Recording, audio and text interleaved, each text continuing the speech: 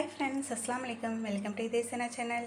இன்றைக்கி வந்து நம்ம மாடி தோட்டத்தில் கொஞ்சம் கீரைலாம் இருந்தது, அதெல்லாம் பறிக்கலாம்னு சொல்லிட்டு வந்திருந்தேன்.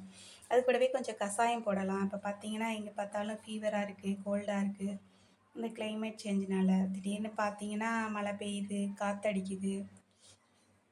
இப்போ பார்த்தீங்கன்னா வெயில் சுள்ளுன்னு சித்திரை வெயில் மாதிரி வெயில் ஜாஸ்தியாக இருக்குது.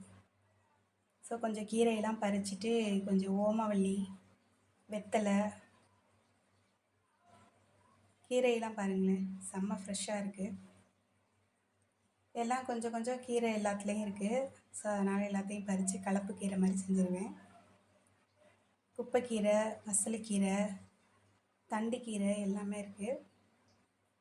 கீரையோட விதைகள் வந்து பார்த்திங்கன்னா எல்லா தொட்டிலையும் படர்ந்து விழுந்திருக்கும். அதுலேருந்து பார்த்திங்கன்னா கொஞ்சம் கொஞ்சம் கீரை நம்மளுக்கு தேவையான அளவு பறிச்சுக்கலாம்.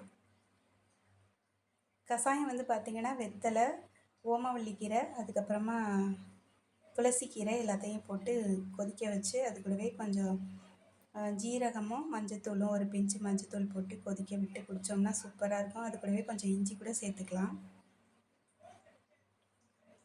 பச்சை மிளகாலாம் பார்த்திங்கன்னா இப்போ தான் நிறையா விட்டுருக்கு, பூ விட்டுருக்கு, பிஞ்சும் விட்டுருக்கு. செடியெலாம் நல்லா ஃப்ரெஷ்ஷாக வந்திருக்கு. இதுக்கு வந்து உரம்னு நான் வந்து நம்ம வீட்டில் இருக்கிற வெங்காயத்தோல், பூண்டு தோல், அதுக்கப்புறம் பார்த்திங்கன்னா அரிசி பருப்புலாம் கழுவுற தண்ணி, மாவு வந்து புளிச்சு போயிடுச்சுன்னா அந்த மாவை வந்து வேஸ்ட் ஆகாமல் இந்த செடிங்களில் கலந்து ஊற்றலாம். டீ தூள்லாம் நம்ம வந்து வேஸ்ட் பண்ணாமல் இந்த செடிங்களுக்கு போடலாம், சூப்பராக வரும்.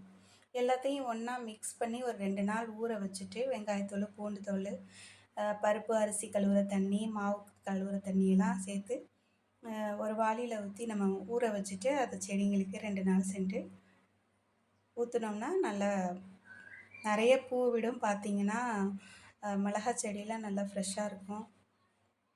எல்லா செடிங்களுக்குமே ஊற்றலாம், பூச்சி வராமல் நல்லா செடிங்கள்லாம் நல்லா ஆரோக்கியமாக இருக்கும். இங்கே சந்தன முல்லை நிறைய பூத்துருக்கு. இன்றைக்கி இது தாங்க ஹார்வெஸ்டிங். வெத்தலையும் ஓமவல்லி இலை, அது கூடவே கொஞ்சம் துளசி இலை பறிச்சுட்டு பச்சை மிளகா, கொஞ்சம் கீரை இருந்தது அதையும் பறிச்சிட்டேன். வெத்தலை கொடி பார்த்திங்கன்னா இப்போ தான் நல்லா சூப்பராக வளருது. நல்லா பச்சை பசேல்னு டேஸ்ட்டு வந்து சூப்பராக இருக்குது வெத்தலையில். ஓகே ஃப்ரெண்ட்ஸ், இந்த வீடியோ பிடிச்சதுன்னா லைக் பண்ணுங்கள், ஷேர் பண்ணுங்கள், கமெண்ட்ஸ் பண்ணுங்கள். நெக்ஸ்ட் வீடியோவில் பார்க்கலாம்.